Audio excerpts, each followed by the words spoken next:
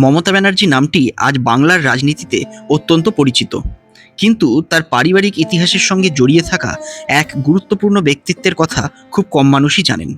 তিনি হলেন প্রতাপেশ্বর বন্দ্যোপাধ্যায়। বাংলার ইতিহাস বলে তিনি ছিলেন তৎকালীন ব্রিটিশ ভারতের একজন স্বনামধন্য আইনজীবী। তিনি বহু গুরুত্বপূর্ণ মামলায় ইংরেজ প্রশাসনের হয়ে লড়াই করে খ্যাতি অর্জন করেছিলেন। তার দক্ষতা ও প্রভাবের জন্য ব্রিটিশ সরকার তাকে রায়বাহাদুর উপাধিতেও ভূষিত করেছিল। বর্তমান বাংলাদেশের বেলকুচি অঞ্চলে ছিল প্রতাপেশ্বর বন্দ্যোপাধ্যায়ের বসতভিটে। একসময় যে বাড়িতে জমিদারি, আভিজাত্য, শিক্ষিত সমাজের আড্ডা এবং সামাজিক কর্মকাণ্ডের পরিবেশ ছিল, আজ সেই বাড়ি ধীরে ধীরে ভগ্নপ্রায় হয়ে পড়েছে। ভাঙা দেওয়াল, শ্যাওলা ধরা ইট আর আগাছায় ঢেকে যাওয়া উঠোন যেন অতীতের এক বিস্মৃত অধ্যায়ের সাক্ষ্য বহন করছে। স্থানীয়দের মতে বহু বছর আগে এই বাড়িতেই সাহিত্য, আইন ও সমাজ নিয়ে আলোচনা হতো। এলাকায় শিক্ষার প্রসারেও এই পরিবারের অবদান ছিল বলে অনেকে দাবি করেন।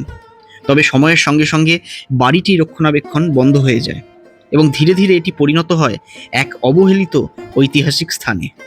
বাংলাদেশ সফরের সময় মমতা ব্যানার্জি নিজেও এই পারিবারিক ভিটের বর্তমান অবস্থা দেখে দুঃখ প্রকাশ করেছিলেন।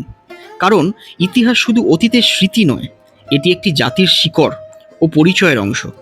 একটি পুরনো বাড়ি কিংবা ধ্বংসপ্রাপ্ত স্থাপনা কখনো কখনো আমাদের সমাজ, সংস্কৃতি এবং রাজনৈতিক ইতিহাসের গুরুত্বপূর্ণ সাক্ষ্য বহন করে।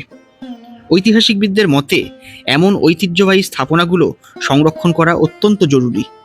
কারণ ইতিহাসকে রক্ষা করা মানে কেবল ইট পাথরের সংরক্ষণ নয়, বরং ভবিষ্যৎ প্রজন্মের কাছে নিজেদের শিকড় ও পরিচয় তুলে ধরা।